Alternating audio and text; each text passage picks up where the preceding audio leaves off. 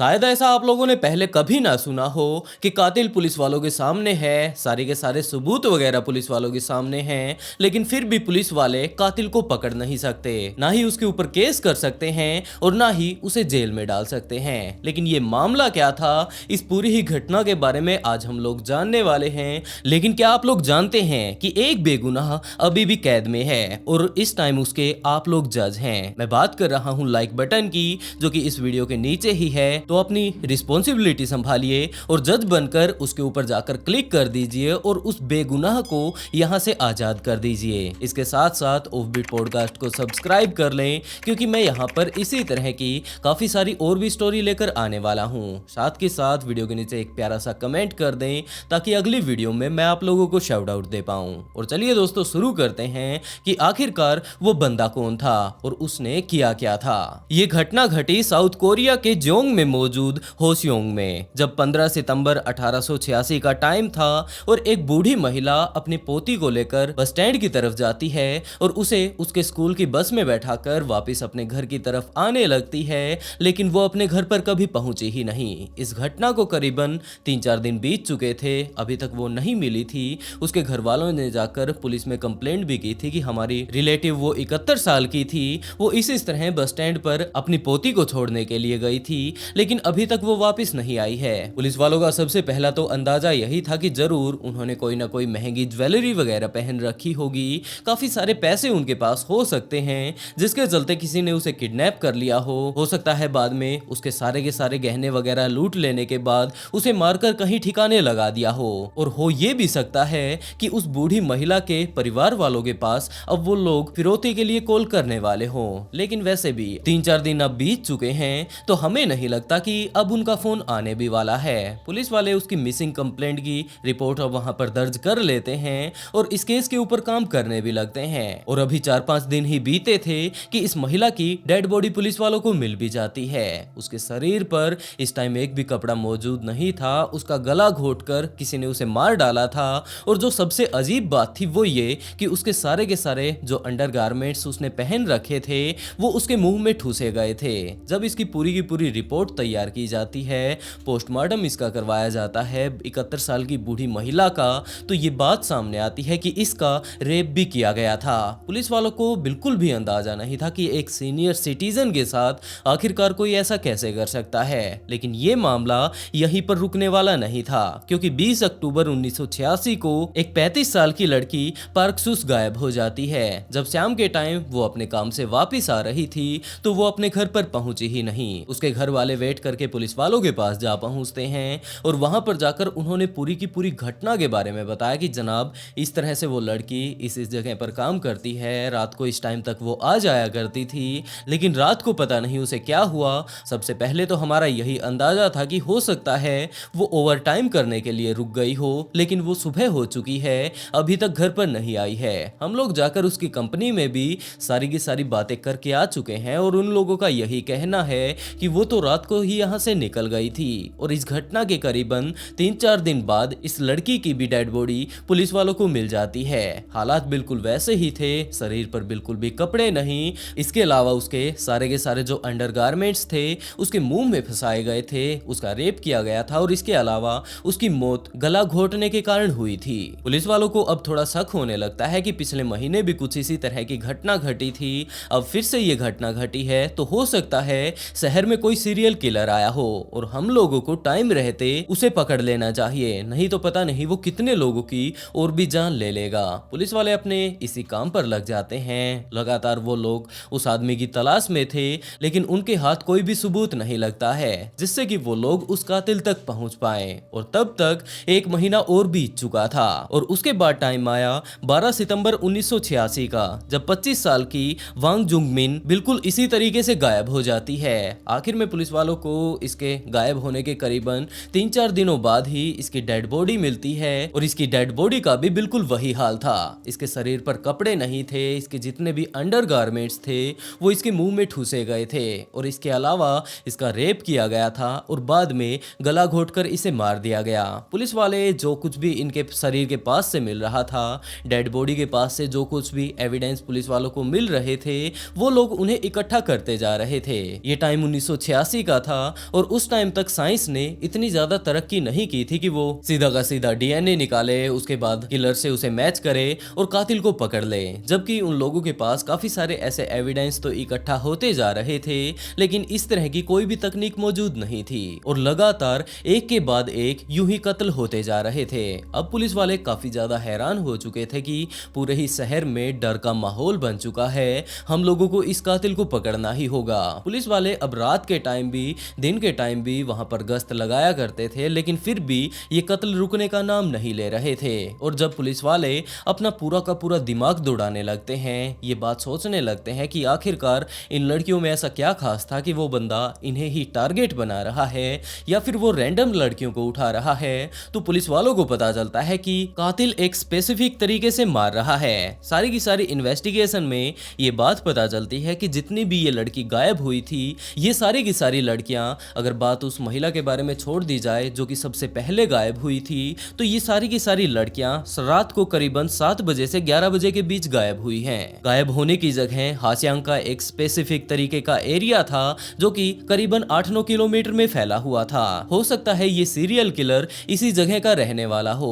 रात को वो अपने शिकार पर निकल पड़ता है और जो भी लड़की उसकी गिरफ्त में आती है वो उसे पकड़कर अपने साथ लेकर चला जाता होगा। लेकिन इसी बीच ये बात भी पुलिस वालों को पता चलती है कि जो लड़कियां गायब हुई थी उन्होंने लाल रंग के कपड़े पहने हुए थे और उस टाइम बारिश हो रही थी। तो ये सारी ही चीजें देख लेने के बाद पुलिस वालों के दिमाग में ये बात आई कि क्यों न हम अपनी फीमेल ऑफिसर्स को इस तरह यूं ही रोड पर भेज दें, उसके पीछे पीछे हम लोग पूरी की पूरी सिक्योरिटी भेजा करेंगे और हो सकता है वो कातिल इन्हें आकर बहकाने की कोशिश करे। उसके बाद हम लोग बड़े ही आराम से उसे पकड़ लेंगे और एक सीरियल किलर हम लोगों के हाथ लग जाएगा। बिल्कुल ऐसा ही पुलिस वाले करते हैं। उसके बाद अपनी काफी सारी फीमेल ऑफिसर्स को रात के टाइम लाल ड्रेस पहनाकर वो लोग शहर में भेज देते थे, जहां पर कि ये स्पेसिफिक जगह पर सारी की सारी लड़कियां गायब हो रही थी और बाद में अपनी जान गंवा देती थी। वहां पर वो सारी की सारी महिलाएं जाकर रात को घूमने लगती हैं, लेकिन कोई भी बंदा उन महिलाओं के पास नहीं आता है। इस टाइम तो वो महिलाएं जो कि पुलिस ऑफिसर थी वो उस जगह पर घूम रही थी और दूसरी तरफ बिल्कुल इसी तरीके से इस जगह से थोड़ी दूर एक कत्ल और हो जाता है। अब पुलिस वालों को थोड़ी घबराहट होने लगती है कि ये कातिल पहले तो सिर्फ और सिर्फ इस जगह पर सारी की सारी लड़कियों को अपना शिकार बना रहा था, लेकिन अब ये यहाँ से भी बाहर जा रहा है और हम लोगों को ये यहाँ से काफी ज्यादा दूर चला जाए और पूरे के पूरे साउथ कोरिया में जाकर कत्ल करने लगे, उससे पहले ही इसे पकड़ना होगा, जिसके तौर पर हमें ज्यादा से ज्यादा फोर्स की जरूरत पड़ने वाली है। और पुलिस वालों ने उस टाइम करीबन ये बात कही जाती है कि 20 लाख पुलिस वालों को वहां पर बुला लिया था। हर एक 60 से 70 मीटर पर एक पुलिस वाला रात के टाइम तैनात हो जाया करता था। वो इस टाइम अपनी ड्रेस में नहीं हुआ करते थे, कोई तो फल सब्जियां बेचने के लिए निकल पड़ता, कोई भिखारी बनकर वहां पर घूमने लगता और इसी तरह भेष बदल बदल कर ये बात कही जाती है कि करीबन 20 लाख पुलिस वालों ने वहां पर अपनी ड्यूटी दी थी।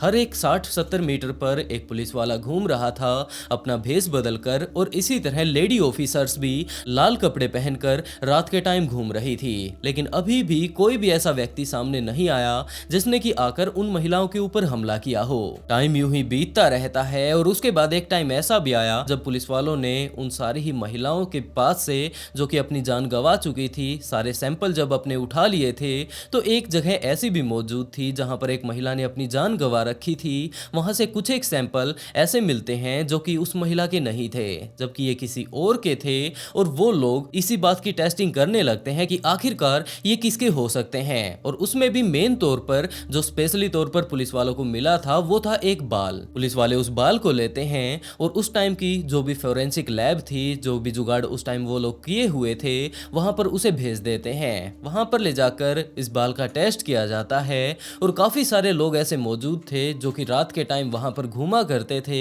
पुलिस वाले उन लोगों को पकड़ते हैं, उन लोगों के ब्लड सैंपल लेते हैं और उसके बाद ये चीज देखने लगते हैं कि आखिरकार अगर डीएनए की मदद से हम लोग चेक करें तो किसके साथ ये मिल रहा है। और इसी टाइम 22 साल का लड़का भी सामने आता है जिसके साथ की उस बाल का सैंपल करीबन 40% तक मिल जाता है। और उसके बाद पुलिस वालों ने ली को उठा लिया। लैब वालों ने ये बात कही कि जनाब ये 100% नहीं मिला है, ये सिर्फ और सिर्फ 40% मिला है। हम लोग ये बात कंफर्म नहीं कह सकते कि यही बंदा वो कातिल हो सकता है। और उस टाइम डीएनए की रिपोर्ट इतनी ज्यादा श्योर भी नहीं हुआ करती थी। लेकिन जैसे ही पुलिस वालों को पता चलता है कि एक तरफ तो शहर में बहुत सारे लोग अपनी जान गंवा रहे हैं, दूसरी तरफ हम लोगों को इस बंदे के ऊपर शक है, वो लोग करीबन 2 दिनों तक अच्छे से पूछताछ करते हैं और उसके बाद ये बात हाँ भर ली कि हाँ जनाब, उसे मारने वाला मैं ही था। उसके बाद ली को पुलिस वाले कोर्ट में पेश करते हैं और वहां पर जाने के बाद ली ने साफ इनकार कर दिया कि पुलिस वालों ने जबरदस्ती मुझसे हाँ भरवाई है, मुझे बिल्कुल भी नहीं पता कि आखिरकार उन महिलाओं को कौन मार रहा है। लेकिन उस टाइम पुलिस वालों के सामने उसने हाँ भर ली थी। बाद में काफी सारे और भी सबूत पुलिस वालों ने उसके खिलाफ जुटा लिए थे, जिसके चलते कोर्ट ने उसे उम्र कैद की सजा सुनाई और ये बात कही कि 20 साल बाद ये पैरोल पर बाहर आ पाएगा। ये बात बोलकर उसे जेल भेज दिया जाता है और उसके बाद पुलिस वाले और शहर वाले ये बात सोच रहे थे कि चलो आखिरकार कातिल पकड़ा गया।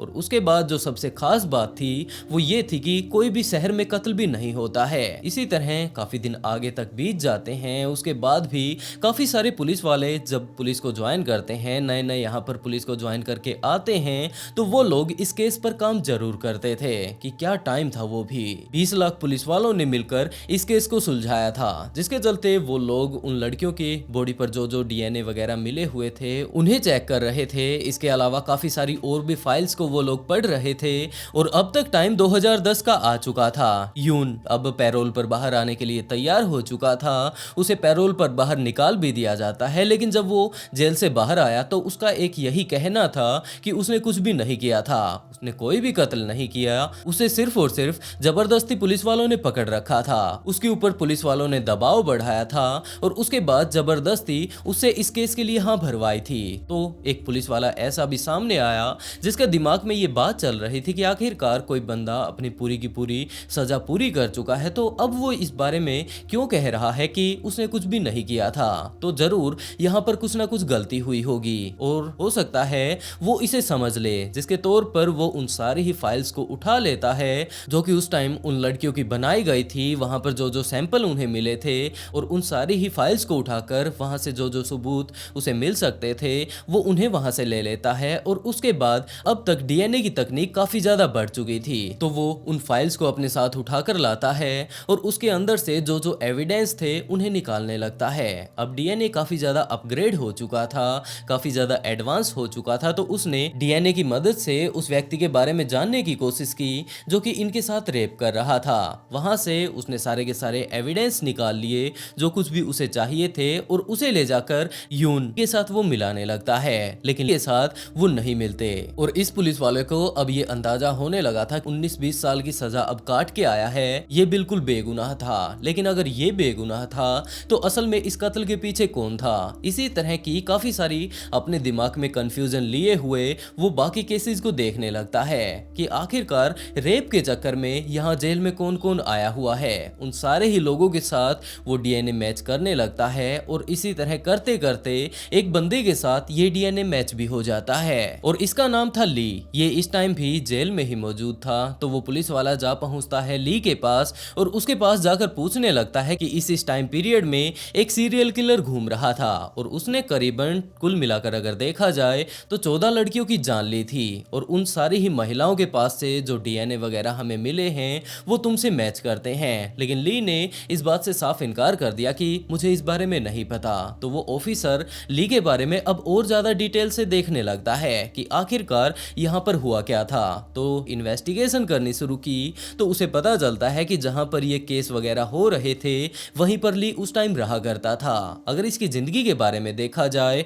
तो इसे सबसे पहले तो एक चोरी के जुल्म में अंदर कर दिया गया था। वहां पर इसने काफी सारी दरख्वास्त डाली कि जनाब मैं अपने आप को किसी से बचाते बचाते उस घर में घुस गया था, लेकिन वहां पर मौजूद उस घर के मालिक उस टाइम जाग जाते हैं और उन्होंने पुलिस वालों को बुला लिया। पुलिस वाले इसे पकड़ते हैं। उसके बाद कोर्ट में इसके केस चलता है और वहां पर ली ने ये बात कही कि जनाब मैं वहां पर चोरी करने के लिए नहीं गया था। इसी तरह की काफी सारी और भी बातें उसने बताई और आखिर में जज ने उसे ये चेतावनी देकर कि आगे से वो चोरी वगैरह ना करे, इसी तरह किसी के भी घर में ना घुसे, उसे बरी कर देता है। लेकिन जब वो जेल में गया हुआ था चोरी के जुर्म में तो इसकी पत्नी अपने बेटे को लेकर वहां से चली जाती है और उसने ये बात कही कि वो एक चोर के साथ अपनी जिंदगी नहीं बिता सकती। ये बात बोलकर उसकी पत्नी उसे छोड़कर चली जाती है। लेकिन जब ली वापस अपने घर पर आता है तो उसे पता चलता है कि उसकी पत्नी तो उसे छोड़कर जा चुकी है। उसके बाद वो अपने घर पर ही अकेला रहने लगता है और वो काफी ज्यादा अब परेशान हो चुका था। उसके बाद पता नहीं उसने क्या कुछ किया, आगे की जिंदगी वो यूं ही बिताता रहता है। और उसके बाद जो आज के टाइम में जेल में है, इसका कारण ये है कि इसने अपनी साली का ही रेप कर दिया था। दरअसल जब ये जेल से निकल चुका था, अकेला अपने घर पर रहा करता था, तो एक दिन ये मार्केट में गया हुआ था और वहां पर इसे अपनी साली मिल जाती है। इसकी वाइफ इसे छोड़कर जा चुकी थी और वहां पर ये अपनी साली के साथ कुछ एक देर तक बातें करता है और उसके बाद ये अपनी साली को ये बात कहता है कि क्यों न वो उसके साथ घूमने के लिए उसके घर पर जाए। वैसे भी उसकी बहन उसे छोड़कर जाए हुए काफी दिन हो चुकी है। तो उसकी साली यही बात सोचती है कि ये इसका रिश्तेदार था, पहले इनकी आपस में काफी अच्छे से बनती थी, जिसके चलते वो उसके घर पर आ जाती है और वहां पर आकर वो कुछ एक देर तक बातें करते हैं। लेकिन उसके बाद पता नहीं ली को क्या हुआ कि वो उसे मारने लगता है। वो उसे मारने लगता है और जब वो चिल्लाने लगती है तो उसके अंडरगारमेंट्स निकालकर वो उसी के मुंह में ठूस देता है। उसके बाद अगले काफी देर तक उसका रेप करता है और जब उसे ये बात लगने लगी कि अब ये बाहर जाएगी, वहां पर जाकर ये सबको बता देगी, तो इसे दोबारा से जेल जाना होगा। तो वो अपने आप को बचाने के लिए इसका गला घोट देता है और वो लड़की वहीं पर अपनी जान गंवा देती है। अगले दिन जब उसके ससुर ये बात पूछते हैं कि उनकी बेटी इस तरह से गायब है, तो ली अपने ससुर के साथ मिलकर पुलिस में रिपोर्ट दर्ज करवाने के लिए जाता है और पुलिस वाले जब इस केस के ऊपर अच्छे से इन्वेस्टिगेशन करने लगते हैं तो उन्हें ये बात पता चलती है कि आखिरी टाइम में वो लड़की ली के साथ ही थी। पुलिस वाले ली को पकड़ते हैं, उसकी थोड़ी खातिरदारी करते हैं और उसके बाद ली ने पूरी घटना के बारे में बताया। ली की ऐसी हरकत को देखकर उसे भी 20 साल की सजा सुनाई जाती है और जेल में डाल दिया जाता है और आज के टाइम में ये जेल में अपनी सजा भुगत ही रहा है। पुलिस वाला अब जब पूरी की पूरी घटना के बारे में जान चुका था कि ये बंदा कुछ इस तरह से आज तक अपना काम कर चुका है, बिल्कुल इसी तरह से इसने अंडरगारमेंट्स उसके मुंह में ठूस दिए थे, तो हो सकता है उन कत्ल के पीछे भी यही आदमी हो।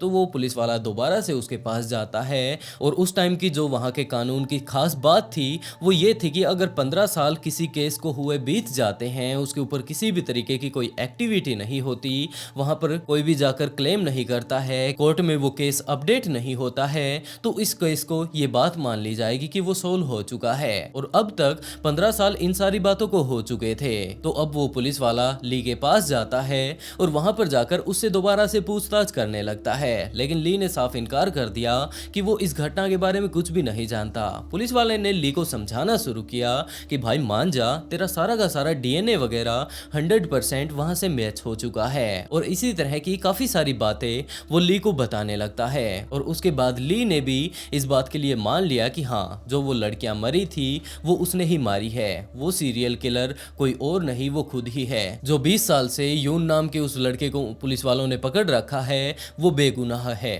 और अब जो वो आजाद हो चुका है और अभी भी ये बात वो बोल रहा है कि उसने कत्ल नहीं किए, वो बिल्कुल सच बोल रहा है, क्योंकि वो सारे के सारे कत्ल मैंने किए थे। उसके बाद वो पुलिस वाला उसके पास बैठ जाता है और उसके बाद पूछने लगता है कि तुमने ये सब क्यों किया। और ली ने अपनी पूरी की पूरी कहानी बतानी शुरू की। उसने बताया कि वो सबसे पहले आर्मी में गया था, वहां पर जब वो अपनी जॉब कर रहा था तो उसके जो सीनियर ऑफिसर्स थे वो उसके ऊपर काफी ज्यादा रोब जमाया करते थे। जैसे तैसे कर आखिर में उसने वो जॉब छोड़ दी, वो वापस अपने घर पर आ जाता है, अपनी वाइफ के साथ काफी अच्छे से टाइम बिता रहा था, लेकिन उसकी वाइफ भी उसकी इज्जत नहीं किया करती थी। और जब उसको ये बात पता चलती है कि इसे चोरी के चलते जेल में बंद कर दिया गया है, तो वो उसे छोड़कर परमानेंटली ही चली जाती है। और जब वो वापस अपने घर पर आता है तो उसने ये बात सोची कि अब वो जाकर अपनी पत्नी के सामने कोई भी सफाई नहीं देने वाला है कि वो छुटकर आ चुका है, उसकी कोई गलती नहीं थी, भले ही जाकर पुलिस वालों से पूछ लो, वो ऐसा बिल्कुल भी नहीं करेगा। बस उसके अंदर काफी ज्यादा गुस्सा भरा हुआ था और उसके दिमाग में एक यही बात चल रही थी कि आखिरकार वो अपना गुस्सा निकाले तो निकाले कैसे। और ऐसे में हर कोई जानता है कि अपने से ताकतवर के ऊपर तो कोई गुस्सा निकालने से रहा। मैंने उन सारी लड़कियों को अपना शिकार बनाया क्योंकि वो सारी ही लड़कियां काफी ज्यादा कमजोर थी। मैं उन्हें पकड़ लिया करता था, उसके बाद उनका रेप किया करता था। उस टाइम जब वो चिल्ला रही होती तो उनके अंडरगारमेंट्स उनके मुंह में मैं फंसा दिया करता था और आखिर में सबूत मिटाने के लिए मैं उनके गले को घोट दिया करता था और बाद में मुझे पकड़ने वाला ही कौन था। और इसी तरह मैं एक के बाद एक लगातार 14 लड़कियों को मार देता हूँ। लेकिन जो सबसे खास बात थी वो ये थी कि इसने ये बात बताई कि उसने सिर्फ 14 लड़कियों को नहीं मारा है, जबकि इसके अलावा 30 लड़कियां ऐसी भी मौजूद हैं जिसे कि उसने सिर्फ और सिर्फ सेक्सुअली हरास किया था। उसके बाद उन्हें जाने दिया और ये बात कही कि अगर वो बाहर जाकर किसी को ये बात बताती हैं कि उनके साथ उसने क्या कुछ किया है तो वो उन्हें जान से मार डालेगा। पुलिस वालों को जब ये बात लगने लगती है कि हो सकता है ये बंदा झूठ बोल रहा हो, तो ली कुछ एक ऐसी लड़कियों की डेड बॉडी के पास पुलिस वालों को लेकर जाता है जो कि पुलिस वालों ने नहीं ढूंढी थी। वहां पर जाकर पूरी की पूरी घटना के बारे में बताता है कि इस लड़की के साथ उसने क्या कुछ किया था और सारी ही बातें वो डिटेल से बताने लगता है। उसने सारी की सारी लड़कियों के बारे में बताया कि मुझे वहां पर मिली थी, और जब पुलिस वाले इस केस को दोबारा से रीओपन करते हैं और उन लड़कियों से जाकर मिलते हैं तो यही बात पता चलती है कि ली बिल्कुल सच बोल रहा था। और जब इस केस के बारे में सारी ही बातें न्यूज में आने लगती है तो वो यून नाम का बंदा भी सामने आता है और उसने ये बात कही कि जनाब मैं पहले से ही बोल रहा था, मैं कातिल नहीं हूं, लेकिन जबरदस्ती मेरी जिंदगी के 20 साल इन्होंने जेल में खराब करवा दिए। ये बात सुनकर सबसे पहले तो यून वाले केस को संभाला जाता है और इस केस के ऊपर काम कर रहे 7 बड़े अधिकारियों को सस्पेंड कर दिया जाता है कि तुम लोगों ने एक बेगुनाह को फंसवा दिया था। ये बात बोलकर अब यून को भी बरी कर दिया जाता है पूरे तरीके से, क्योंकि अभी वो सिर्फ और सिर्फ पैरोल पर बाहर आया था और आगे ली के ऊपर केस चलने लगता है। लेकिन इस घटना को बीते हुए अब करीबन 17-18 साल हो चुके थे और ली के ऊपर जब दोबारा से वो केस चलने लगता है तो ली ने ये बात कही कि जनाब आप लोग क्या उस अपने कानून को भूल चुके हैं? 15 साल इस बात को हो चुके हैं, 15 साल से कुछ न कुछ ऊपर ही हुए हैं, तो मिट्टी डालो पुरानी बातों पर और जिस केस में मैं अब अंदर बंद हूँ उसके बारे में सोचो कि क्या उसकी सजा आप लोग घटाने वाले हो। और पुलिस वालों को ये बात पूरी अच्छे से पता थी, सारे के सारे एविडेंस पुलिस वालों के सामने थे कि इस बंदे ने इतनी महिलाओं को मारा है, लेकिन उनके इस कानून के चलते कि वो लोग 15 सालों तक किसी केस के ऊपर काम नहीं करते हैं तो वो यूं ही मान लिया जाएगा कि वो सॉल्व हो चुका है और उसे दोबारा से ओपन नहीं किया जाएगा, जिसके कारण ली को वो लोग सिर्फ और सिर्फ इस केस के चलते कि उसने अपनी साली का रेप और कत्ल किया था उसे वापस जेल भेज देते हैं। और कुछ एक दिनों बाद ही उसकी वो सजा पूरी हो जाती है